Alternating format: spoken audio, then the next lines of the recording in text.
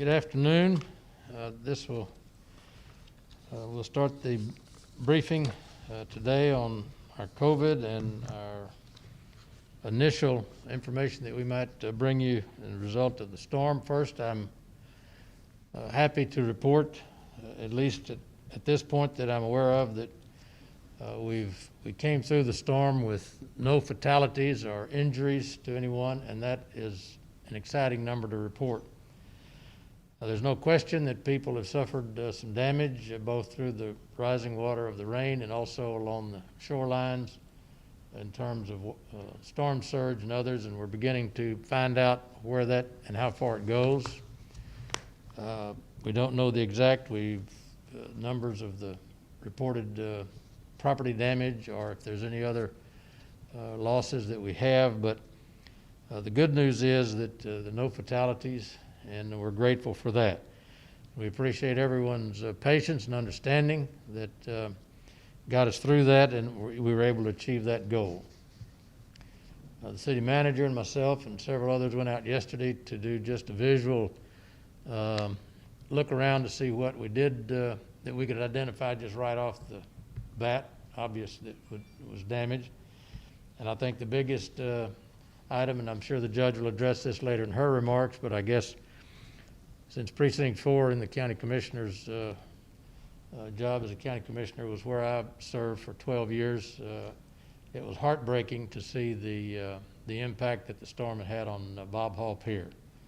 And we've never seen that before, and we've been through several hurricanes that did not happen, but it took its toll, and the judge, I'll let her go into whatever detail that she may have, because that will be a challenge to get fixed. But it's a great facility for our tourists and our local citizens, and I know that they're committed to getting it up and running as quickly as possible, but that could take a while. But that was the most shocking that I saw of the damage that was done. But we all saw the pictures also of the water splashing up against the Art Museum of South Texas. They're doing an assessment now to see what damages were done there. We've seen along shoreline, the marina at Marina del Sol was damaged severely. That's not a public piece of property, but it's still some damage there.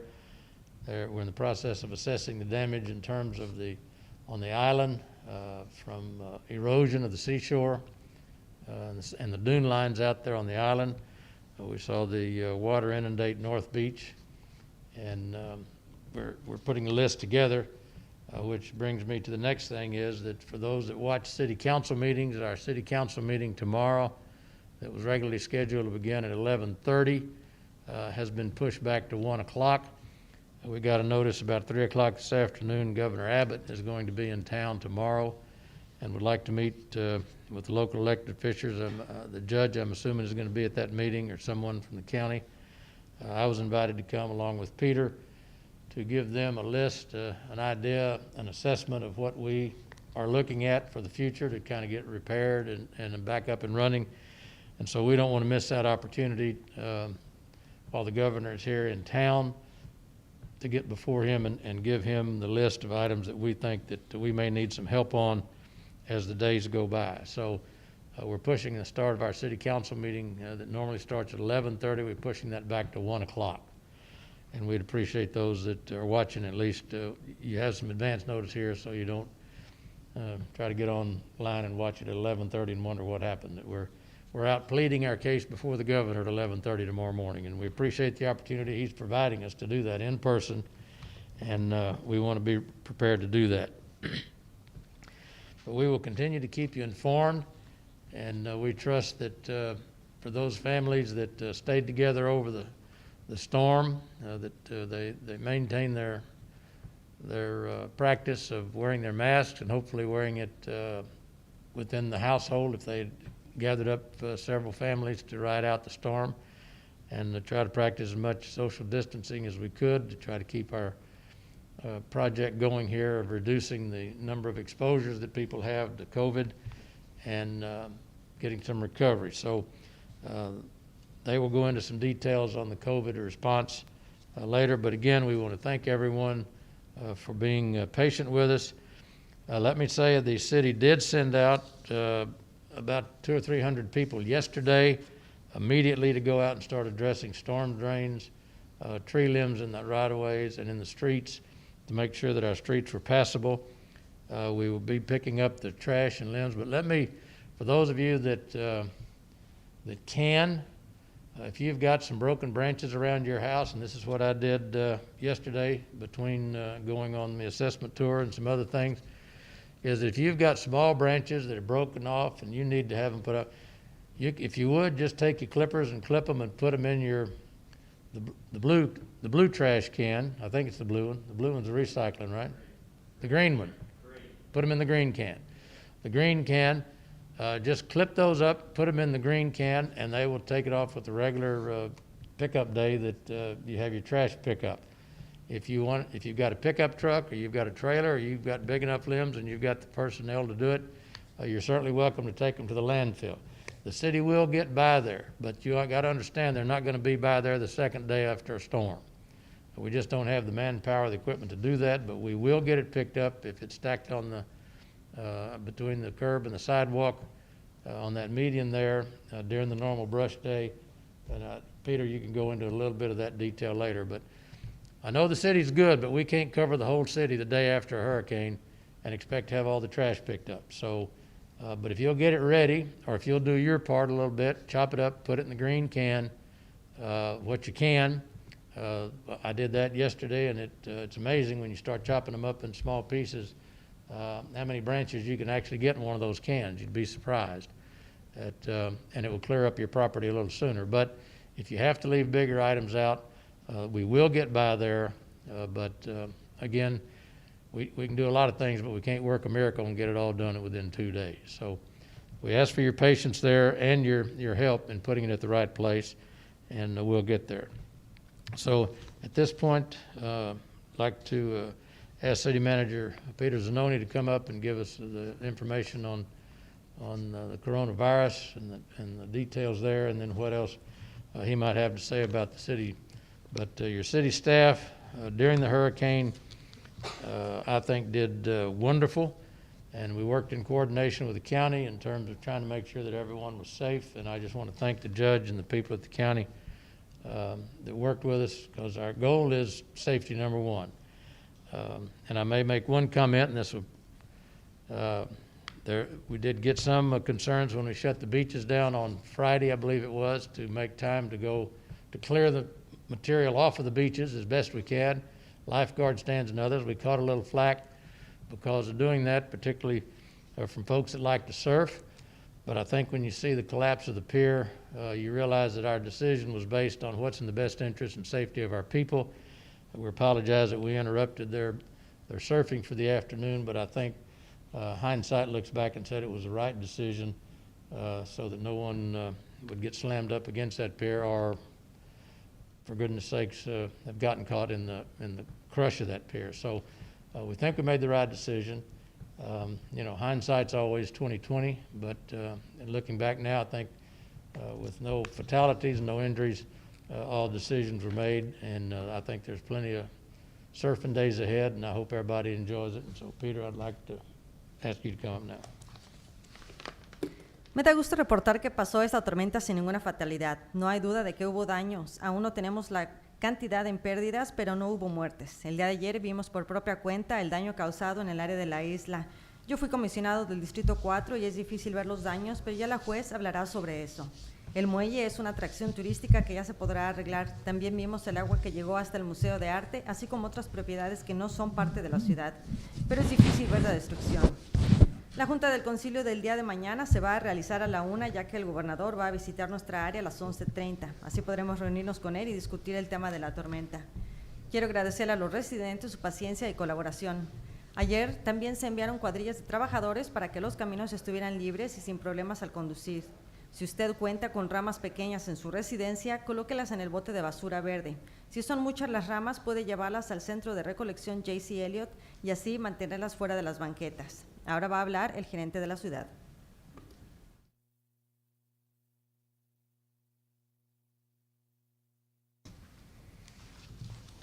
Okay, good afternoon, everybody. I'm Peter Zanoni, Corpus Christi City Manager. And I'm gonna pick up where the mayor left off and talk about the storm first, and then we'll talk about COVID second. And so if AV can, we may have to move the slides around a little bit, but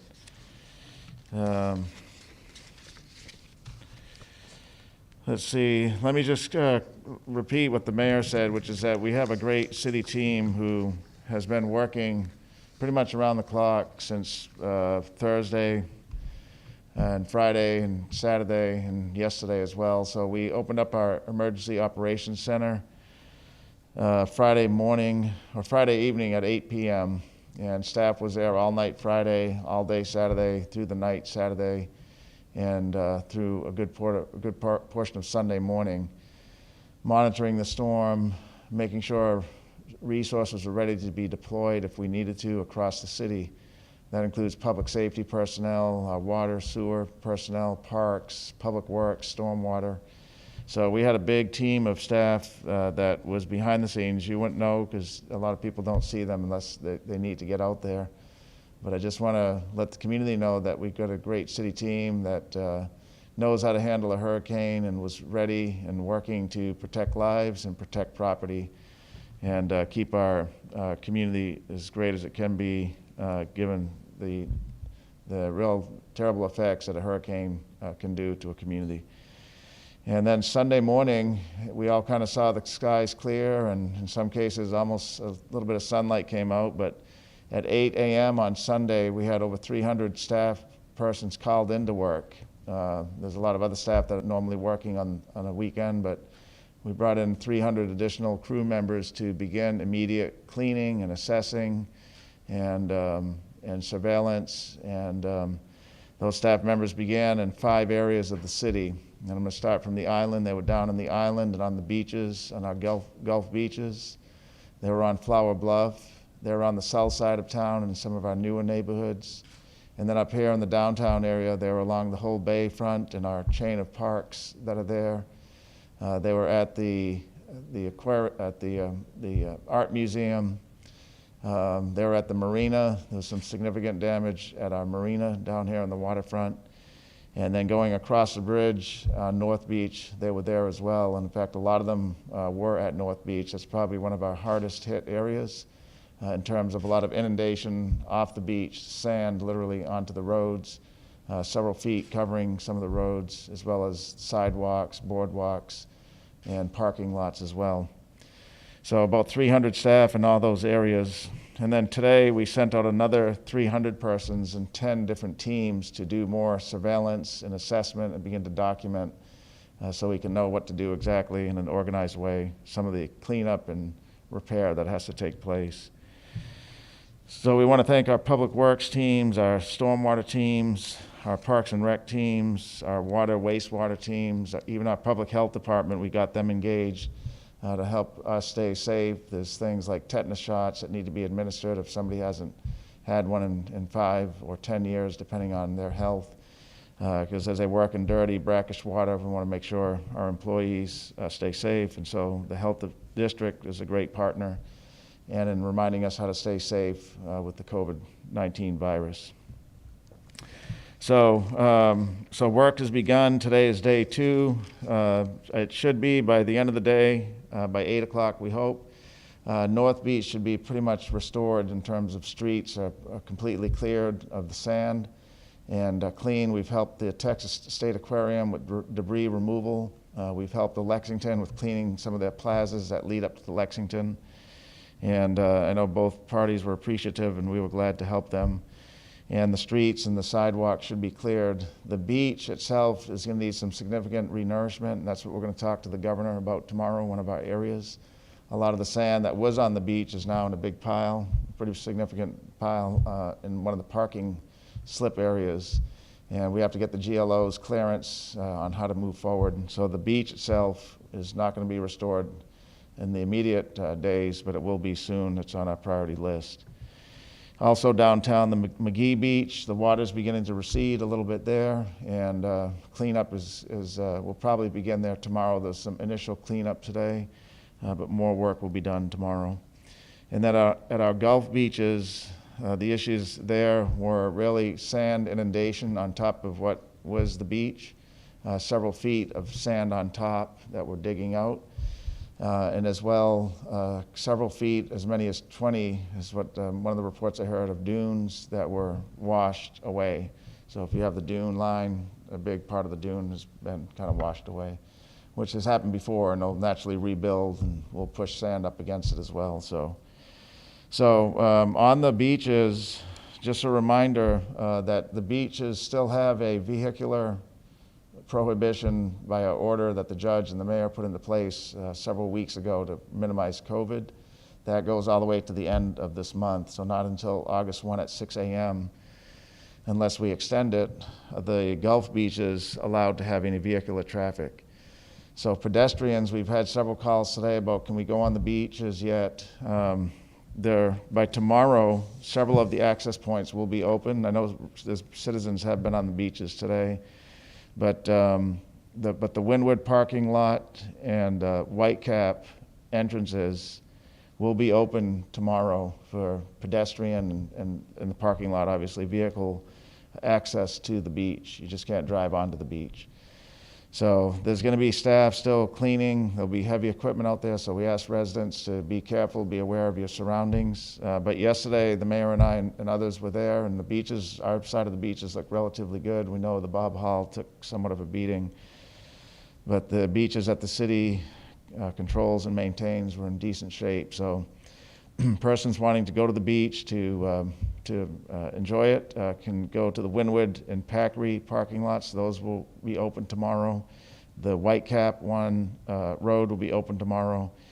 The Access Road 3, Zahn Road, Newport Road, and Access Road number 2 will still remain closed until further notice because we're still doing maintenance on the roadway into the beach. And so one of those roads, I think Newport or Zahn, is under construction. And it's a concrete road, so a lot of the platforms, we're waiting to have the concrete poured in, and obviously the storm hit, so we're going to have the contractor redo that. So those will be open soon probably, but not tomorrow. So you can get to the beach using the Windward, Packery parking, and the Whitecap entrances. And just remember, you can't drive on the beach, but you can walk on the beach. And tomorrow, beginning tomorrow, we'll resume lifeguard services. So today there were no lifeguards there, but there will be tomorrow on those beaches, as well as lifeguard service at McGee Beach. Okay, so that's important. Let me see what else here for some of this, some of the recovery. So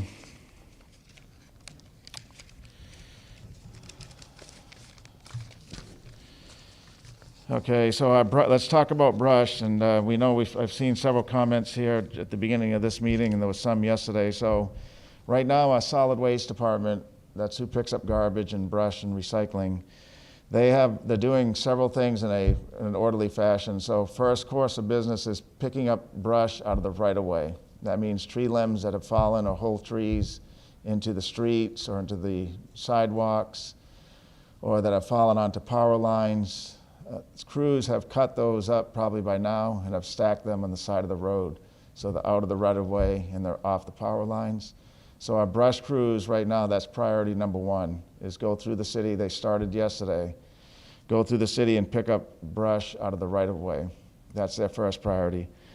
Their second priority is to go back into what is area number 5 and 6 in the near downtown area, kind of west of Ocean Drive and kind of towards the inner older sections of the city, and they have to pick up brush from the regularly scheduled set-out areas. So persons that may be listening, if that's you, we're coming back. We were working even during the day of the storm before conditions got too bad to try to get as much picked up as we could. And so that's their second order of business for the week, is go back into area 5 and 6 and pick up the brush, and that's their second thing. And then their third course of business through this week will be to resume paid collections. So some customers have already asked for special pickups, and they've paid, and so we're going to go pick up these special out-of-cycle pickups. That will probably take us through this week. And so as we get through this week, we're going to assess what neighborhoods have issues where they need a special collection that the city will do for free. And then we'll begin to schedule that. It's quite probable we're not going to have to go through every neighborhood in the city, but there's probably areas that have a heavier concentration of brush that may need to be set out. So as we go through this week, we'll tell you how that'll take place. And just know that we'll be there, but we're doing those 3 priority areas first, clearing the right-of-way, going to the already scheduled areas, and then doing those special pickups that have been paid for. The brush center, though, if people have the ability and if they want to get something out of their yard right now, they might have a pickup truck. We're going to extend the hours of the brush center 2 hours into the evening. So normally it closes at 5. We're going to close it at 7 for the next several weeks. We're also going to keep it open on Sunday for the next several weeks in case people want to do some work on Sunday and take your brush to the brush center on Sunday. It's going to open from 8 o'clock in the morning until 7 o'clock at night. And that'll take somebody, if you have the wherewithal or you just want to do it, you don't want to stack it in your grass and wait a week or so, you can take it to the city's brush center. It does get ground into mulch, and so it's not put into the landfill, which is good. So it's a separate drop-off area over there at the J.C. Elliott drop-off center, okay? So extending the hours every night in the week until 7, and normally we close at 5. We're going to extend it 2 hours to 7 o'clock. And then on the weekend, we're going to open it on Sundays for the next several weeks and until further notice, so people can take advantage of both days in the weekend. I may have mentioned the art museum, but I know there's a lot of followers here on Facebook were talking about it. So the museum, there was some pretty hellacious pictures on KIII, what appeared to be a massive flooding situation, but in reality, what happened were a few inches of rain, not feet, inches, seeped into the lower level of the building where there's some classrooms, a couple of storage areas, and a small type of a theater. And so all the water has been extracted at this point. They were working yesterday and again today, and a company has already been brought in to help dehumidify and get the rest of the moisture from the air out. So the floor is dry at this point, and there were just a few inches of water that inundated that building. No art was compromised, as all the collections are above that ground level, so that's good. Let's talk about mosquito control. We know that's going to be the next thing to watch out for, and so we have already ordered our teams that do the vector control, and our health department is going to help. It's usually under our animal care, but health has some additional agents that we're going to use, materials, substances to control the mosquitoes. We're putting them on an overtime basis, and we'll have the schedule out for you. Actually, I think it's already out on Facebook, and it's probably posted on our website. We're also going to talk to the governor tomorrow about that. Can we get some additional resources from the state level to come in and help do vector or mosquito control? And that'll be good, so that's out there. These aren't in any order. I just took some notes, so excuse if I'm jumping around here. Volunteers has come up a couple of times, and we're going to do better at this. When we have a storm or any type of natural disaster, what makes our community great is people want to get out there and help. You don't always find that. We do have a volunteer coordinator. There may have been a slide up here with a number. I'm not sure if we have one. Here we go. Yeah, go back one. Let's see, right here. Okay, so Lisa W., who is in our Human Resources Department, if anybody wants to volunteer to pick up litter, to get on the beach and help the teams there, anything when it comes to recovery, help a neighbor that may need help. If you want to go through our volunteer liaison, it's Lisa W. at cctexas.com or 361-826-3336. So I want to give a shout out to PIN, Padre Island Neighbors. They're an organized group on the island led by Alex Karras, and they've been texting me all day saying, hey, we want to volunteer, what's going on there at City Hall? And so finally today at around 2, we're ready and organized, and we're accepting volunteers to help us clean on the beach. So we want to thank Alex Karras and the Padre Island Neighbors. It's a well-organized group of caring people there on the island. And there's other people like that in the community, so if there's anything that you want to do in terms of volunteering, give Lisa a call and we'll get you set up with a volunteer activity. Just as another note on terms of successes, so the city produces water for over 500,000 customers, not only in Nueces County, but in 7 other counties that surround us in our coastal bend. And through the hurricane, there was no interruption, no compromising of our water. That continues through today. So that's a good thumbs up for that service. It's real important to have good water. And in our sewer systems, not too many issues there. Mostly some of our lift stations were compromised due to power failure, but the big ones had backup generators, and so there was no issue there. AEP is handling a lot of calls on power outages. We want to thank them for being a great partner in our community. I know a lot to most have been restored. And potholes is another thing. So all of our public works crews right now are on North Beach or on the island or in Flower Bluff trying to shore up areas like Laguna Drive. So as you see potholes in the community, call them in still as you normally would, but just know we won't get to them till later this week after we get off some of these areas that were inundated with debris and sand. So potholes will continue, but all those team members are doing debris removal right now. Okay, so one other thing is our parks, those regional parks that were closed a little bit more than a week ago still remain closed. So parks like Water's Edge and Cole Park and others across the city, we have 8 big regional parks. Those will continue to remain closed until August 1 due to concerns of COVID.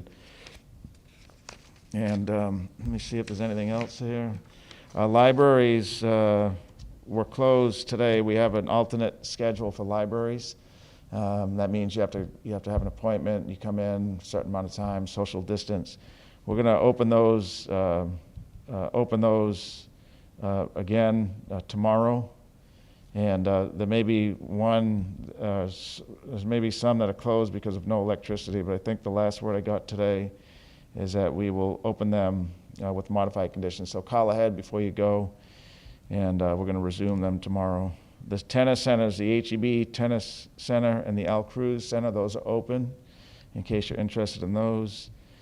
And the Oso Bay Wetlands and Preserve and Learning Center, those are open, back open again. Okay, so I think that's it on some of the highlights for the city. We want you to know, probably more than anything, though, that you have a dedicated group of people working for you. And people are up around the clock over the weekend. And instead of relaxing on Sunday like we normally like to do with families and go to church, we had 300 people out there early in the morning firing up trucks and beginning to get our city back to normal. And so we want to thank them and thank their families for letting them get out and help us get back to normal. Okay, what we want to do now is just do a quick update on the COVID-19 because this is still important. In fact, the 4 things we stressed over the weekend was save lives, save property, expect the worst, not what the weather reporters were telling us, but the 4th thing we said over and over is don't forget about COVID. And that was for our employees and even people, the regular citizen out there. And so we made sure our employees social distance, they wore their face masks. If they were in their vehicles driving around, we made sure they had their windows down to get more circulation of air. And so COVID hasn't gone away. The storm hasn't made it gone away. And in fact, today, when we look at the number of new cases, 230, it's about the same we had a Monday ago on 7/20. Right, yeah, so we're not too far off from where we were 7 days ago. So we need to do better. 230 is still way too many cases. We want to be back to the days when we had 0 or 2 or 5. We don't want 230 cases. You can see it's better than Sunday, but that was really from lack of testing most likely and things being kind of shut down because of the hurricane. We had a big number on Wednesday of last week, 502. The average caseload, the 7-day number of new cases is 262. So we're not too far from it with this 230. That includes that big 500 number. So 230 new cases. This next chart, we're going to talk more about it as we continue to have our press briefings, but the state is wanting us to classify confirmed cases into 2 categories. One is probable, and then the second one is confirmed. And so like these here, the darker blue are confirmed, the lighter blue are probable, and Annette's going to explain the difference in the two. They're both confirmed tests. It's just how the test was done in the lab is the difference, really. Both tests are from a swab, a nasal swab, and it's just in the analysis part of it in the lab. One is more extensive, which is this one, and this one is a little less extensive, takes a little less time, but they're still confirmed cases. There's no doubt that this is a positive, even though it's called probable. They're still conclusively positive COVID tests. But the state is having us classify them just a little bit differently. So you'll see those in some of our reports online, and we just want to make sure the community understands what we're doing, and we're following state guidelines. Okay, let's look at our donut chart. So we're doing better here. The number of persons recovering is a factor of their cases that they got 2 weeks ago or so. They're recovering, and newer cases are not being added on as quickly as they were 2 weeks ago when we were having 500-600 cases a day. So we're at 34% recovered, a little over 3,500 persons recovered now, and this is from the beginning of counting, and just under 7,000 active cases down here, 148 deaths. So that's a better report, because a week ago or so it was a very small percentage of the orange slice showing. And then our number of persons in the hospital still seems concerning to me. There's over 400 people in the hospital. It's 8 less than yesterday. But if we look back a week ago on 7/20 over here, there was 380. So there's more people in the hospital than a week ago Monday, and still over 400 people. And so that's concerning to us, and Annette may talk a little bit more about that. The number, fortunately, of those in ICU remains steady at 152 from yesterday, and it's come down from the weekend when it was 157, 156. And then, unfortunately, we had 7 additional deaths in the past day through today. And so yesterday we had 141 deaths, and today when you add the additional 7, we're at 148 deaths in Nueces County. And then this shows our trend line. You can see number of new daily cases in the blue bars going up and down on this next graph, right here. And then the red line is the trend line. So you can see it's kind of stabilizing a little bit. It peaked up here and it's come down, almost went back up, but somewhat leveling off. We need it to come down on the other side now and get back to those much lower numbers. Okay, so that concludes the briefing. The material is on our website, as it normally is around this time of day. And we want, Nanette probably will remind us, but we got to keep talking about this so it sinks in. I think more people are doing it, but we have to wear our face mask always when we leave the house. Even yesterday in our vehicles, I was driving around with some of my colleagues, and we all had our face mask on inside the vehicle. Public Works and streets crews, we're making sure they wear their face mask, even though they're outside working in humidity. So wear your face mask, keep your hands clean as much as you can. If you're in transition, like at the grocery store or an appointment somewhere, take some of the liquid sanitizer and use that in lieu of washing your hands with hot soap and water if you don't have access to a facility. Be mindful to keep your hands off your face. I saw it again somewhere where the virus can get in your body in only so many ways, through your mouth, your eyes, your nose. Keep your dirty hands off your face. That'll be one way to minimize exposure. And keep that social distancing. We need a net to bring back that ruler, because that 6 feet is a lot of distance. And still, even if you do have your mask on, it doesn't mean you can be right up on somebody. You still have to make all these interventions work to make them work the best. So even with a face mask, take that social distancing step of 6 to 10 feet away from whomever is next to you. And stay home as much as you can. I saw a good article in the paper that says studies, it's pretty not too hard to see why this would be true, but the more people stay home, the less COVID there is in the community. And so we just need to be mindful to do that as much as we can. We do want to get our community back to those zeros and be more comfortable as a community, but we all have to share and do our part to make that happen. So That concludes my presentation. Gabby's going to translate as much as she can into Spanish, and then Annette Rodriguez, our Public Health Director, is going to speak next. Thank you. En cuanto a la tormenta, contamos con un gran equipo de respuesta en la ciudad, desde la apertura del Centro de Operación de Emergencias, monitoreando la tormenta y estando listos para actuar, desde la seguridad pública hasta parques, y todo para proteger las vidas y propiedades. El domingo por la mañana, más de 300 elementos llegaron para realizar limpieza y remoción de escombros. El Departamento de Salud también nos ayudó proveyendo con vacunas para el tétanos. North Beach debe de estar ya libre de arena y así dar paso al turismo. Mañana vamos a platicar con el gobernador para poder restaurar el arena perdida en el área de North Beach. El agua también está cediendo en la playa de McGee. Las playas del Golfo también han bajado en cuanto a la marea. Algunas áreas se vieron erosionadas. Les recordamos que el acceso vehicular continúa prohibido en las playas. El día de mañana los peatones pueden caminar por la playa con cuidado, pero sin vehículos. Algunos accesos de la playa del Golfo van a continuar cerrados hasta mañana o algunas otras hasta que estén restauradas esas entradas. El Departamento de Residuos Sólidos ha estado recogiendo ramas y árboles caídos. Esa es una de nuestras prioridades, seguida por el área 5 y 6. Áreas centrales y el centro de la ciudad van a ser trabajadas por ese departamento.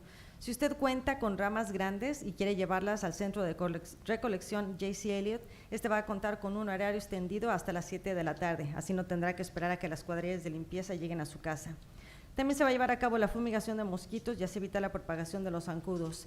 Esa fumigación y los horarios se encuentran en nuestro portal de internet.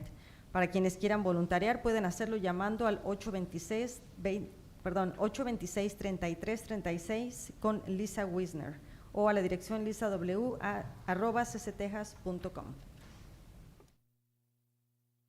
Good afternoon, Annette Rodriguez, Health Director.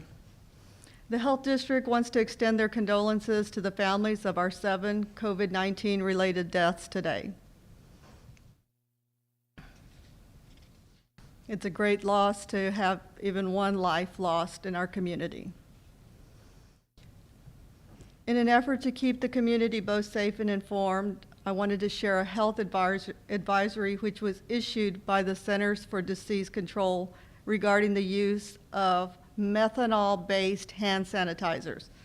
This health advisory is important because keeping our hands clean is a public health strategy that is highly recommended to reduce the spread of COVID-19.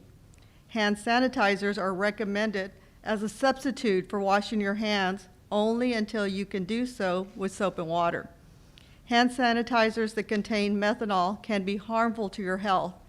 The CDC advises the public to seek immediate medical attention and contact their poison control, 1-800-222-1222, for advice if they have swallowed any hand sanitizer product that contains methanol.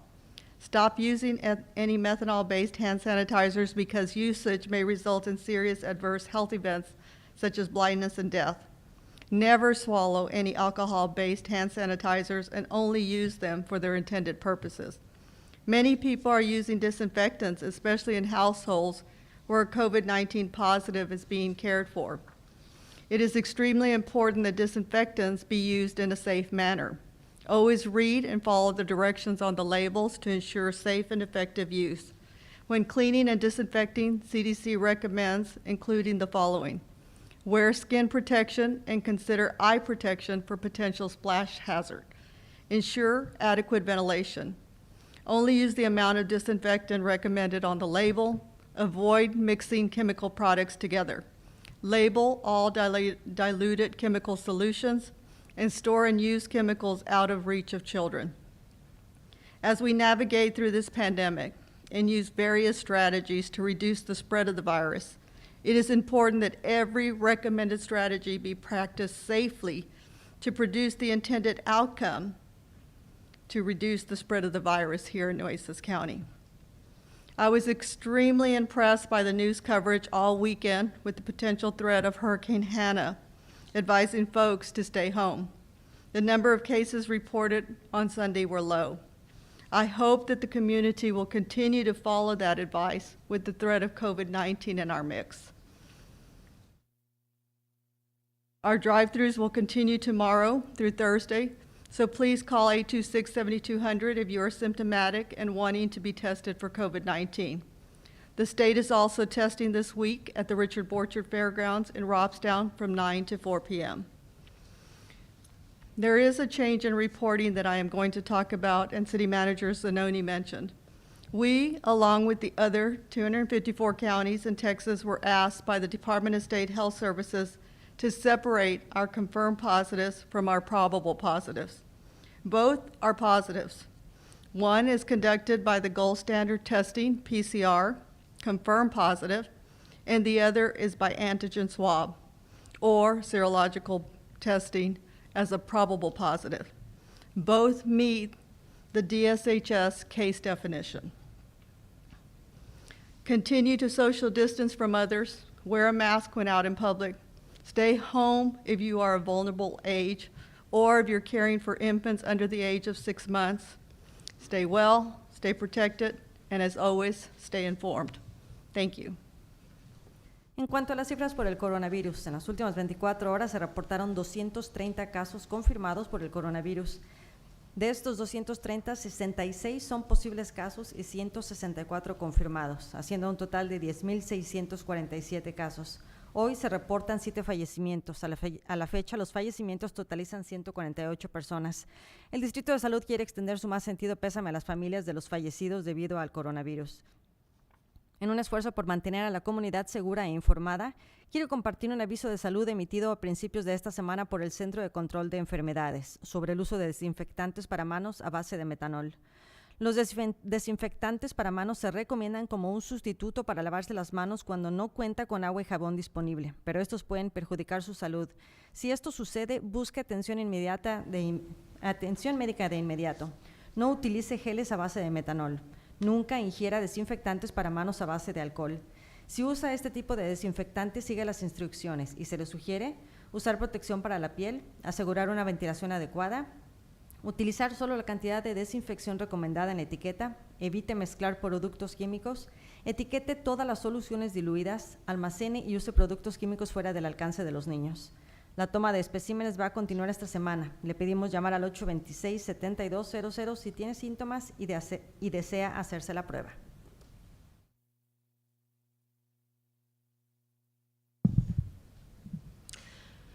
Barbara Canales, Nueces County Judge. I'm glad to be here with you today, and I want to get back into our COVID briefings, but I also would like to briefly address Hurricane Hannah from the county's perspective. Tomorrow, I invite all of you to join us via all the right mechanisms through Facebook Live and our YouTube portals, along with the city's television, as I will be hosting a full press briefing on Hurricane Hannah to review the county's preparation, response, initial damage assessment, and what the way forward looks like. That press briefing tomorrow will begin at 8:45 a.m.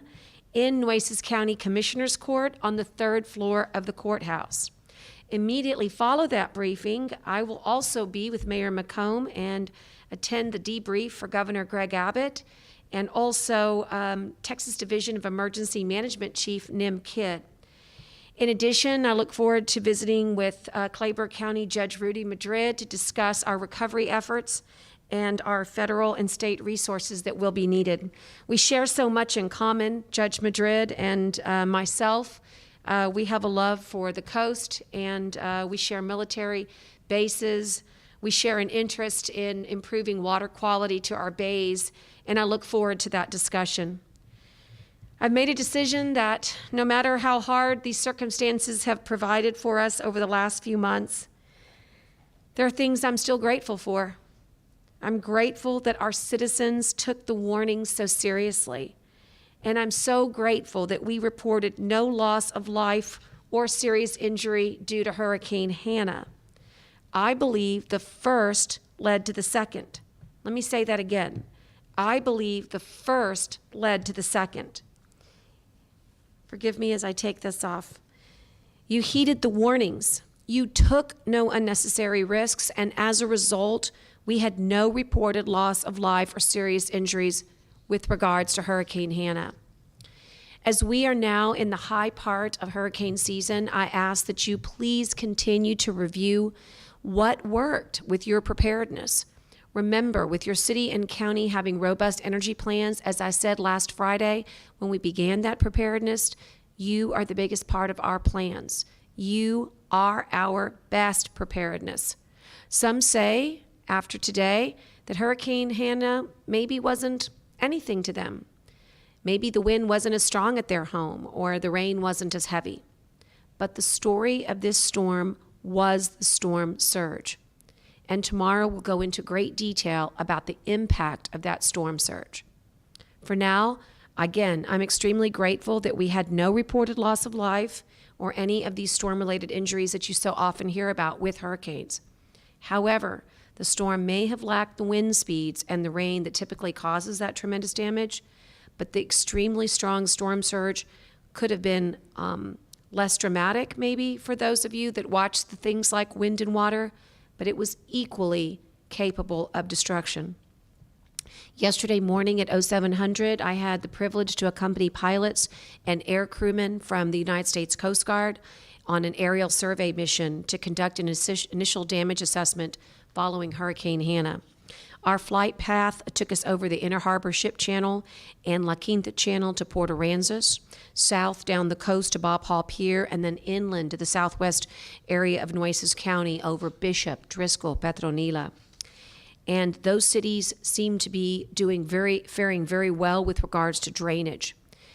Then we returned, of course, to the hangar at Corpus Christi International Airport, and we began our initial assessment that the rural areas, as I just stated, surveyed, really sustained minimal impacts of Hurricane Hannah. Thus far, I have heard from the mayors of small towns in the western parts of our county, and no unmet needs are identified thus far. Agricultural areas showed some evidence of rain. I'm sure the farmers are grateful for that. But again, no cresting of the rivers or the creeks that would have caused tremendous flooding. I was particularly concerned about this going into the weekend, and thank goodness that was not a concern as of yesterday. I think also my view of North Beach, as the city manager said, that neighborhood and area of our community confirmed widespread flooding that we have seen in all the pictures and video from the weekend. This is not surprising because it is absolutely the case every time it rains that we have flood. And so while it's not surprising, it was still incredibly dramatic from the air. And the extreme storm surge combined with tides and rains really overwhelmed this low-lying area. There is an incredible need for long-term engineering solutions to protect this vulnerable area, and I will be calling for immediate action between the city and the county to do everything possible to make sure that we can have an action plan so that we can address this. We are early in the hurricane season. There are still storms brewing in the Atlantic that could possibly head our way over the next couple months. And I really want to make sure that we know going forward that these are not problems to be ignored. These are problems to address vigorously. I am pleased to say that upon initial visualization, Horace Caldwell Pier in Port Aransas to be intact, and we will wait to see the damage assessments structurally. But from the air, it does appear to be undamaged, but it will require a structural assessment and underwater inspection to see if there is any structural integrity damage. Many of the piers, has already been noted inside our city limits, were damaged, and so we need to make sure that the incredible storm surge and the power and force of that energy behind it did not perhaps affect something that we cannot see visually from the air. No question the damage to Bob Hall Pier was simply devastating to see. Many of us have an emotional connection to Bob Hall Pier from our childhood, our youth, our family trips, our incredible weekends there. I'm no exception. Giving a damage report feels kind of like describing the medical condition of a family member that's had a terrible accident. It's really just heartbreaking. But what I saw from the air is the following. The T structure at the end of the pier is definitely gone. The weather station remains intact, it appears. That means there is part of the pier that has fallen down below. While much of the pier does remain standing, it appears visibly buckled in places on the surface, and the ramp, the pedestrian ramp, clearly has significant infrastructure damage. Today, I was back on the ground at Bob Hall Pier with Scott Cross, our Director of Coastal Parks, and Jacobs Engineering, as well as the General Land Office. We will be conducting engineering surveys immediately to assess the damage to Bob Hall Pier. Jacobs Engineering had really just a few weeks ago turned in a report with regards to the underwater inspection of Bob Hall Pier. The damage really needs to be assessed by them at this time because they are clearly the experts in the field. Jacob, as I said, will be on site in the next few days. We will be running drones from Texas A&M University to get underneath the pier. These are very special drones that really will help us figure out those first visual images to give to Jacobs Engineering. And then finally, next week, I believe that there will put divers in the water and we'll begin a next series of assessments. As you guys know, I'm not telling you anything that is not part of your vocabulary. Bob Hall is an iconic part of Nueces County, and I am committed to the swift restoration of this treasured part of our community. I will tell you that because I have visually inspected it on the ground, I've been in the air, I've had the opportunity to visit with the General Land Office, both locally and in Austin. It is the consensus of all involved that there is going to be a certain stretch that needs to be zoned off for safety and security.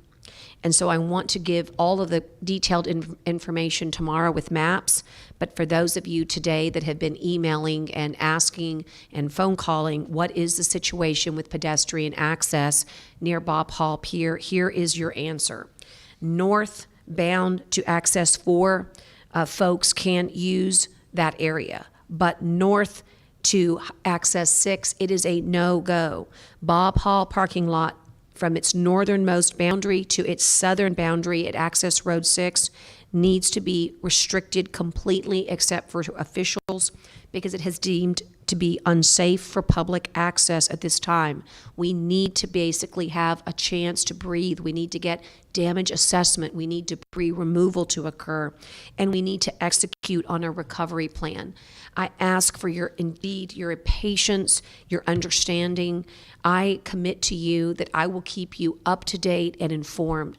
I'm going to make certain that the media has a safe zone within from which to work upon so that you can see the actions that are taking place in real time. Also, if possible, we'll try to get a beach cam out there as soon as possible, but these initial weeks are critical. They're critical because we have a 30-day window to get a lot of the contracts in place for debris removal and for the monitoring of that debris removal. We want to make sure that the structure has all of the assessments to ensure its integrity. There is so much that needs to be accomplished, and I know that you want us to work expeditiously so that we can create a plan to share with all of you. I think that tomorrow you will be able to hear further details, and I look forward to sharing that with you. But please, from now until tomorrow when I can fully unveil, I need everybody to recognize that it's an unsafe zone. It's unsafe for you to be walking around anywhere around Bob Hall Pier because of the extensive debris. There is marine debris in the water, and there is marine debris on the shore. And I'm not talking about little pieces. I'm talking about huge pieces of wood and electrical and all kinds of really just pier components that have washed up on that shore. And it is incredibly imperative that you do just what you did when we said, please stay inside. And you heeded those warnings, and we prevented any loss of life. Now is the time to return to that same frame of mind for this very restricted zone. I'd like to end because this is a coronavirus briefing that I completely understand that at this time we're standing down from our hurricane posture and we move into recovery posture. And I would like to echo what Director Rodriguez has said today. Please continue to do everything you know to help prevent the spread of coronavirus by washing your hands, staying home when possible, practice social distancing, and wear a mask or face covering. Hurricane COVID-19 is still swirling on the coastal bend, and I want to make certain that I do not minimize for a second the fact that we had no loss of life for Hurricane Hannah. Makes me take a great deep breath of gratitude. But make no mistake, the pain that I feel to have 16 people over the weekend die is very real. And the fact that our coronavirus positives today are back in the 200s is also not good. And so today I caught just this much of television as I passed by one of my screens, and I saw that the great John Lewis lay in state, a personal hero of mine. And I remembered these words. He was such a great orator, such a great inspiration. And I think that if we want to remember Congressman Lewis today, in context with what's happening here in Nueces County, these words seem appropriate. If you are not hopeful and optimistic, then you just give up. You have to take that long, hard look and just believe that if you're consistent, you will succeed. Although Congressman Lewis was talking about social justice, I have to believe that his words are applicable to the justice that I know we would all like, which is to be free of coronavirus. And so I want us to be hopeful, and I want us to be optimistic. I never want us to give up, but I always want us to take that hard inward look to say, let's be consistent. We now have 2 disasters that we're dealing with in the Office of Emergency Management, and I want you to know we can handle it. I likewise give thanks to Nueces County employees and our entire ride-out team, and now our recovery team, who never slept for 48 hours straight to make sure that everything we were doing was in preparation for Monday morning when we started recovery. And so I ask you to look hard inside and let us be consistent with our coronavirus measures so that we can, as the great John Lewis said, succeed. Thank you. El día de mañana vamos a contar con una conferencia especial en cuanto a la respuesta del condado relacionada al huracán. Esta conferencia se va a llevar a cabo a las 8:45 y usted la puede ver mediante Facebook o YouTube. Vamos a contar con juntas también entre oficiales locales y del estado para discutir los daños causados por Hannah y la necesidad de más recursos. Afortunadamente no hubo fatalidades y eso gracias a que usted estuvo preparado. Me da mucho gusto que no se reportaron fatalidades, pero que sí, lo que sí hubo fueron fuertes marejadas en el área de la isla. Ayer visitamos toda el área del Golfo y zonas rurales. Estuvimos monitoreando las zonas que normalmente reportan inundaciones, pero no se reportaron mayores problemas. Existen otras tormentas en el Atlántico y queremos seguir con nuestros planes de acción. Algunos muelles se ven bien, pero se van a realizar estudios para asegurarnos de que no hay daño estructural. Bob Hall Pier o el muelle Bob Hall se vio afectado al final del muelle, aunque se ven algunas afecciones, sobre todo la rampa de acceso.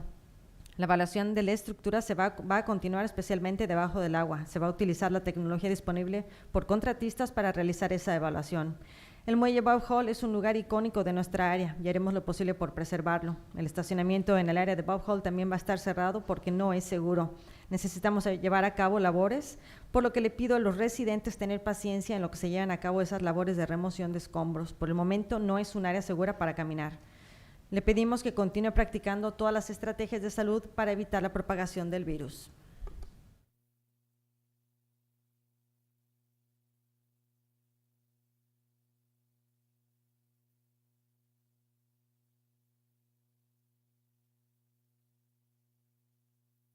Okay, that concludes our combined press briefing on COVID and the storm recovery, the hurricane recovery. So myself and the judge and Annette are here. If you have any questions from the media, we can handle those at this point. No? Okay. Okay, we'll be back tomorrow at 5 o'clock, and we'll probably do a similar setup, a COVID focus, and then also talk a little bit more about the storm recovery. There'll probably be a little bit less in storm recovery since there's several events tomorrow that'll probably be covered live, to include the Commissioner's Court press briefing early in the morning. Did the judge say 8:30? 8:45. So 8:45, tune into that at Nueces County Courthouse. And then at noonish, the governor will be here, the mayor, the judge, myself, and a few others will be down at Texas A&M Corpus Christi. And so that will probably be covered as well. So at 5 o'clock, we'll just do a quick recap. We'll focus on COVID. And actually, it may be delayed because the council has a council meeting tomorrow. And that's going to start late. Normally, it starts at 11:30, but we'll start at 1 or even a little after 1. And we are presenting the city's budget tomorrow for fiscal year 2021 that begins in October. The final list of projects recommended for the bond 2020, and then some other city business. So it's possible the 5 o'clock could be pushed back just a little bit. So just keep an eye out for that, or an ear out for that as well. Okay, we want to thank those that are still following us on Facebook and other means. We appreciate it. We appreciate your comments, and we'll see everybody tomorrow. Thank you. Stay safe.